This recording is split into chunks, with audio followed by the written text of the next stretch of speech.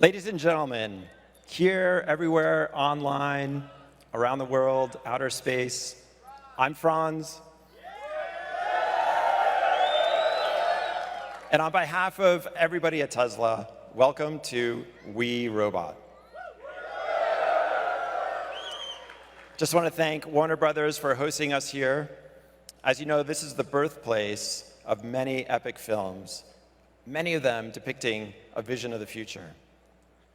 We're here tonight to experience that future that is closer than you think. And who better than Elon, right, to show us that future? So it looks like Elon's on his way, so let's welcome him out here.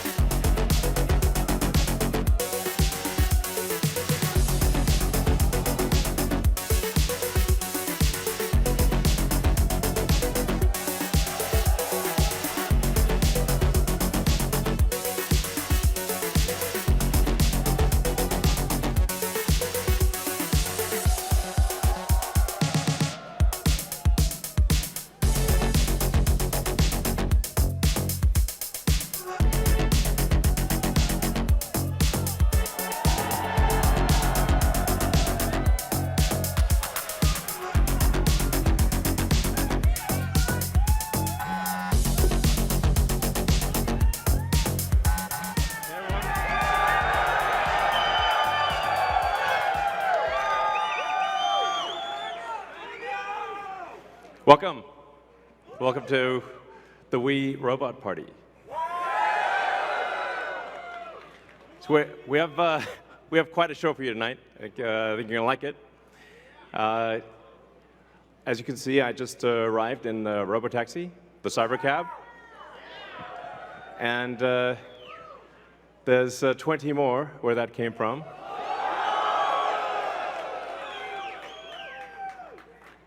So they've been traveling. There's no people in them, as you can see. The car's just going by with no people.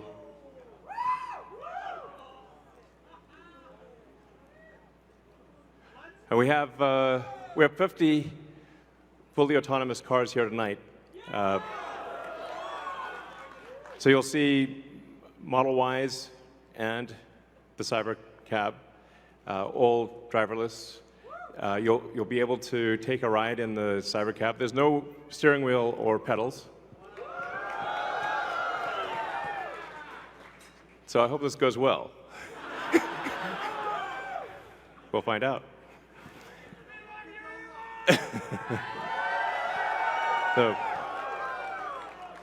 So you see a lot of sci-fi movies where the future is dark and dismal, where it's not a future you want to be in. So, like, I love Blade Runner, but I don't know if we want that future. I think we want that duster he's wearing, but not the bleak apocalypse. We want to have a fun, exciting future that if you could look in a crystal ball and see the future, you'd be like, yes, I wish I could be there now. That's what we want. So when we think about transport today, there's a lot of kind of pain that we take for granted that we think is normal. Like having to drive around LA in like 3 hours of traffic. Yeah, and for people that live in LA, I mean, try to get from Pasadena to, El Segundo during rush hour is like, you can fly to, another city faster than you can get to cross down LA. So, and you have to drive the whole way. Unless you're in a Tesla, of course. Our Tesla already does quite well at this, supervised self-driving. So supervised full self-driving is actually working quite well. I'm sure there's people in the crowd, you're using that, yeah?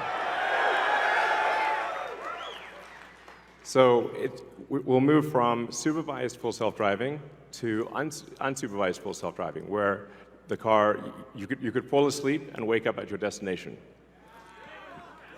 So, but there's also a challenge for a lot of people that cars cost too much. I mean, when you factor in everything that goes into a car, and the car insurance, and the car payments, and the storage of the car, it's very expensive. So with, and you say like how many hours a week are cars used? Your average passenger car is only used about 10 hours a week out of 168 hours. So the vast majority of the time, cars are just doing nothing. But if they're autonomous, they could be used, 5 times more, maybe 10 times more. So you could actually, for the same car, would have 5 times as much value, maybe 10 times as much value. There's 168 hours in the week, and like I said, only 10 of them are used for driving. So, and then a bunch of those hours are looking for a parking spot, which is, can be pretty annoying at times. So we want, with autonomy, you get your time back. This is a very big deal. So it's not just it'll save lives, like a lot of lives, and prevent injuries. I think we'll see autonomous cars become 10 times safer than a human. I mean, if you think of times past where there used to be an elevator operator in every elevator, but once in a while they get tired and they accidentally shear somebody in half, So now we have automated elevators. You just get in an elevator and you press a button, and you don't even think about it. And it just takes you to the floor. And if you did see an elevator operator with a big relay switch, you'd be like, that's weird. Now that's how cars will be. And it's not just the lives saved in injuries, but if you think about the cumulative time that people spend in a car and the time that they will get back, that they can now spend, well, I guess on their phones or watching a movie or doing work or whatever you want to do. You can think of the car in an autonomous world as being like just a little lounge. You're just sitting in a comfortable little lounge, and you can do whatever you want while you're in this comfortable little lounge. And when you get out, you will be at your destination. So, yeah, it's going to be awesome.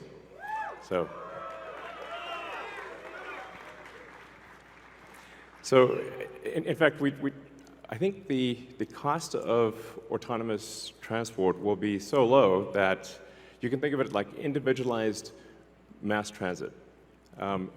The average cost of a bus per mile for a city, not the ticket price because that is subsidized, but the average price is about $1 a mile. Whereas the cost of Cybercab, we think probably over time, the operating cost is probably going to be around 20 cents a mile. And price, including taxes and everything else, probably ends up being 30 or 40 cents a mile. So yes, and you will be able to buy one.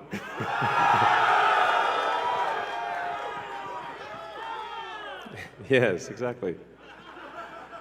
And we expect the cost to be below $30,000.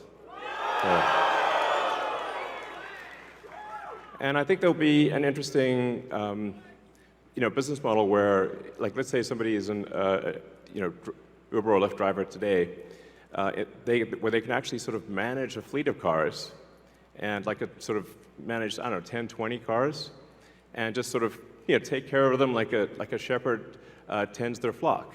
You have your flock of cars, and you're the shepherd, and you take care of your flock of cars. I think that would be pretty cool. I think it's going to be a glorious future. It's going to be really something special. So, yes, good, all excellent questions.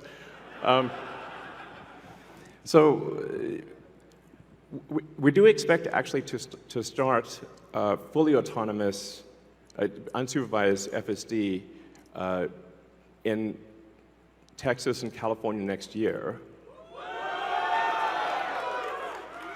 And that's with the Model 3 and Model Y. And then we expect to be in production with the Cybercab, which is really highly optimized for autonomous transport in probably, well, I tend to be a little optimistic with timeframes, but in 2026. So, yeah, before 2027. Let me put it that way. We'll make this vehicle in very high volume, but well before that, you will experience a robotic taxi via the Model 3 and Model Y program, and Model S and X too. But your 3 and Y will achieve unsupervised full self-driving with permission in wherever regulators essentially approve it in the U.S. and then to follow in outside the U.S. So, and Cybertruck too, yes, of course. Sorry, I don't want to forget. Yes. All our cars, basically, all cars that we make. So, let's not get nuanced here. All right, next slide. So one of the reasons why the computer can be so much better than a person is that we have millions of cars that are training on driving. So it's like living millions of lives simultaneously and seeing very unusual situations that a person in their entire lifetime would not see. But hopefully, yeah, exactly. So, with that amount of training data, it's obviously going to be much better than what a human could be, because you can't live a million lives. And it's also, it can see in all directions simultaneously, and it doesn't get tired or text or any of those things. So it will naturally be, like I said, 10, 20, 30 times safer than a human, just for all those reasons. And I want to emphasize that the solution that we have is AI and vision. So there's no expensive equipment needed. So the Model 3 and Model Y and S and X that we make today will be capable of full autonomy unsupervised. And that means that our cost of producing the vehicle is low. Now, we are going to actually overspec the computer for the Cybercab. So our AI5 computer will be somewhat overspec'd. And because I think there's actually also an opportunity, sort of like an Amazon Web Services, where if the car is driving for 50 hours a week, there's still over 100 hours left. And there's a potential there to have a massive amount of distributed inference compute, where if you've got, like, say, a fleet of 100 million vehicles and a kilowatt of efficient inference compute, you have 100 gigawatts of compute, which is really quite substantial. And if it's there, you might as well use it. So, yeah, so that I think will make sense. So, all right. So our autonomous future is here.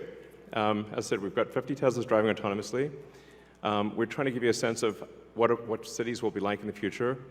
And when you get in, you'll see, like, it's really quite a wild experience to just be in a car with no steering wheel, no pedals, no controls, and it feels great. And we, we have enough vehicles here, so everyone should be able to try it out and experience the set that we've built here. It's a very big set, so it's like really, we've used I don't know, 20, 30 acres or something like that. It's really big. So it goes on, the ride's long. And we set it up to feel like a ride, like a park ride. So it'll be cool, and you'll get to experience it tonight.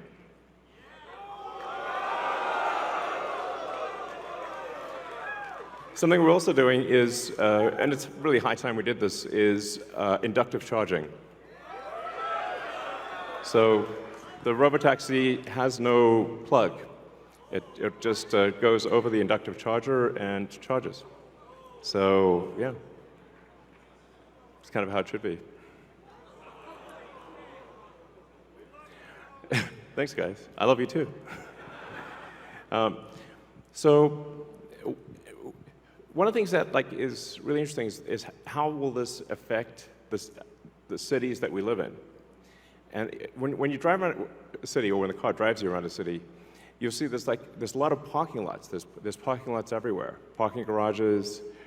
So what would happen if you have an autonomous world is that you can now turn parking lots into parks. And so we're taking the ing lot out of parking lot. You're welcome. So there's a lot of opportunity to create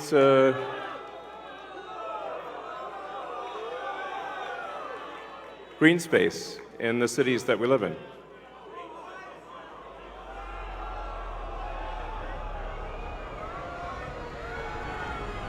So that would be quite fantastic. Oh, and also, what happens if you need a vehicle that is bigger than a Model Y?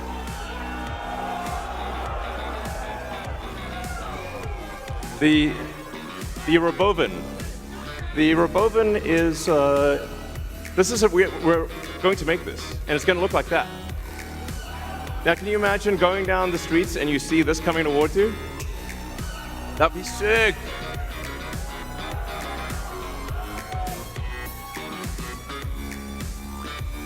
So this can carry up to 20 people, and it can also transport goods.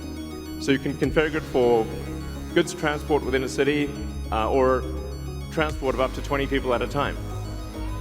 So this is gonna, the Robovan is what's gonna solve for high density. So if you want to take a sports team somewhere, or you're looking to really get the cost of travel down to, I don't know, 5-10 cents a mile, then you can use the Robovan. Some people call it the Robovan, but so yeah. One of the things that we want to do, and we've seen this with the Cybertruck, is we want to change the look of the roads. The future should look like the future.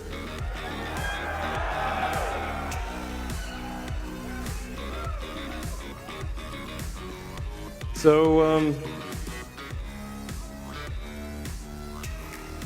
speaking of robots, so everything we've developed for our cars, the batteries, power electronics, the advanced motors, gearboxes, the software, the AI inference computer, it all actually applies to a humanoid robot. It's the same techniques.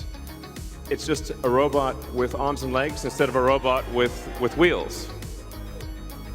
And we've made a lot of progress with Optimus.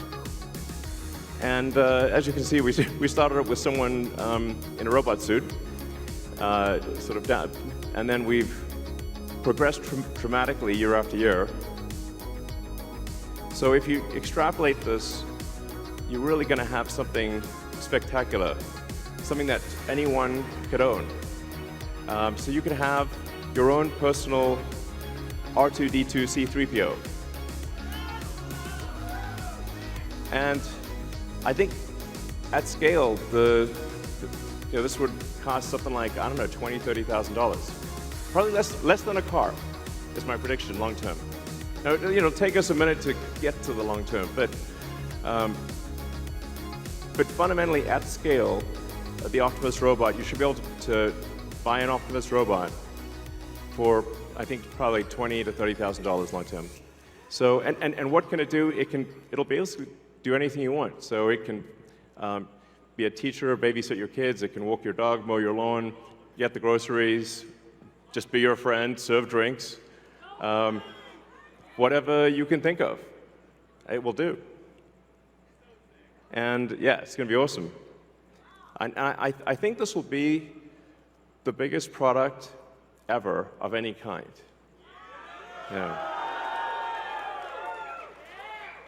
Because I think everyone, of the 8 billion people of Earth, I think everyone's going to want their Optimus buddy. And there's going to be maybe two, and then they'll be producing products and services. I predict, actually, provided we address risks of digital superintelligence, 80% probability of a good outcome. Look on the bright side. The cup is 80% full. The cost of products and services will decline dramatically, and basically anyone will be able to have any products and services they want.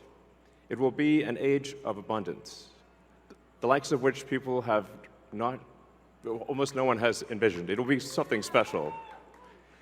So, now one of the things we wanted to show tonight was that Optimus is not a canned video. It's not walled off. The Optimus robots will walk among you. Please be nice to the Optimus robots. So you'll be able to walk right up to them, and they'll serve drinks at the bar. And you'll directly, I mean, that's just, it's a wild experience just to have humanoid robots, and they're there, you're just in front of you. So, yeah, with that, let's party.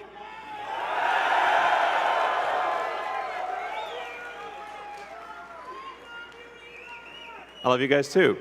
If you look at that gazebo over there, let's get the party started.